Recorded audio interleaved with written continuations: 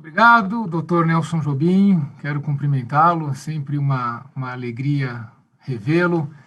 É uma honra participar dessa mesa sob sua coordenação. Quero cumprimentar a todas e todos que estão presentes nesse webinar, cumprimentar os amigos do Direitos Já e agradecer o convite que me foi formulado pelo Fernando Guimarães. Eu quero começar pela exortação que o Dr. Nelson Jobim fez a todos aqui nesta mesa, sobre o que deve ser objetivamente feito. E quero trazer isso para esse tema, a competência concorrente no tema da saúde, porque isso nos remete a essa questão do modelo institucional federalista, aplicado à matéria da saúde, porque isso demanda não só enfrentamento, no âmbito do federalismo, do enfrentamento de desafios institucionais, mas também o enfrentamento de desafios operacionais, porque no âmbito do nosso federalismo, e eu estou aqui falando não só para uma audiência muito qualificada, nós temos aqui autoridades, prefeitos, governadores, uma série de autoridades públicas, todos nós que estamos comprometidos em avançar, eu acho que o ministro Nelson Jobim nos provocou a trazer soluções e não só problemas, mas o nosso federalismo, que se pretende um federalismo de cooperação, num momento como esse de uma emergência sanitária, ele nos coloca à prova no que ele tem nos revelado de um certo grau de ineficiência em relação ao que deveria ser uma coordenação entre os entes federados. E como é que nós podemos avançar em relação a isto? Porque,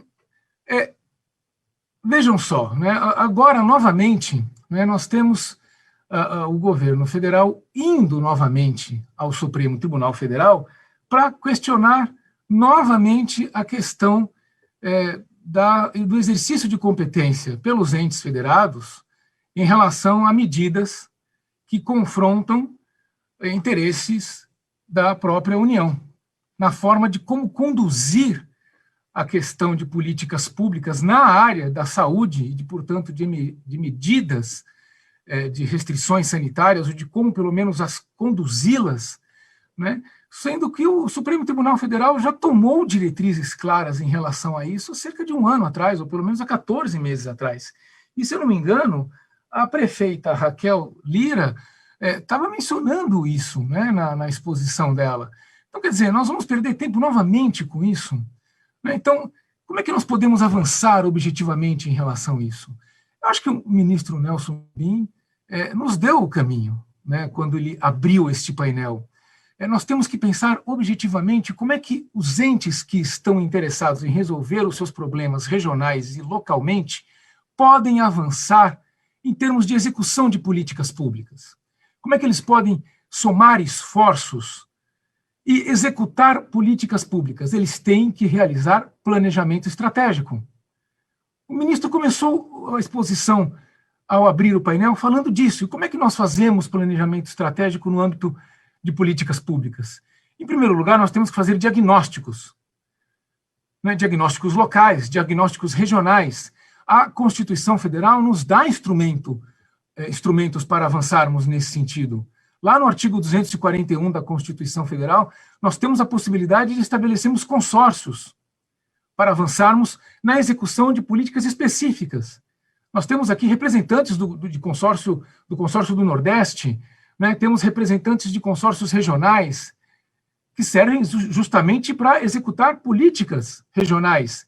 E isto pode acontecer no âmbito de medidas sanitárias, de medidas de execução de políticas públicas na área de saúde, seja para a construção de hospitais de campanha, seja para a construção de hospitais de atendimentos de emergência sanitária, ou para construção de barreiras sanitárias, nas mais diversas modalidades, justamente quando nós estamos num momento de restrições orçamentárias, inclusive. Porque agora há pouco o doutor Edson Fernandes nos falava justamente na questão deste momento de um orçamento de guerra, que também nós temos restrições orçamentárias porque há uma depressão da atividade econômica.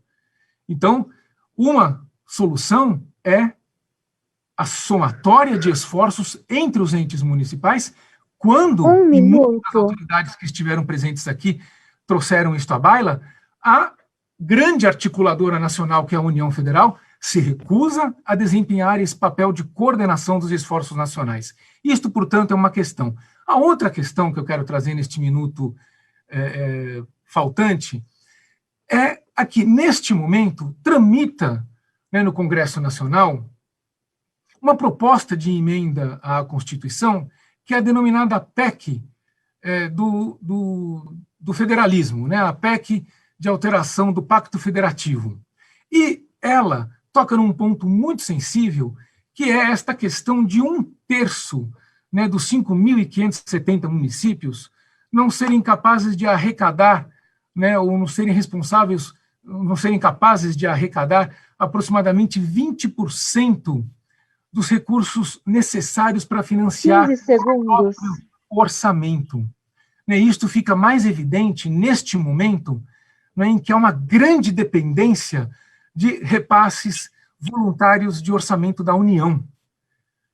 Então, neste momento, né, em que nós estamos com uma grande dependência de recursos orçamentários e que esta PEC, né, do federalismo, né, PEC de alteração do Pacto Federativo, tangencia estas questões, mas não discute efetivamente como alterar a correlação de forças de arrecadação tributária, esta é uma outra questão em que, efetivamente, a Frente Nacional de Prefeitos pode fazer avançar com propostas propositivas junto ao Congresso Nacional para encaminhar... Conclua, por favor.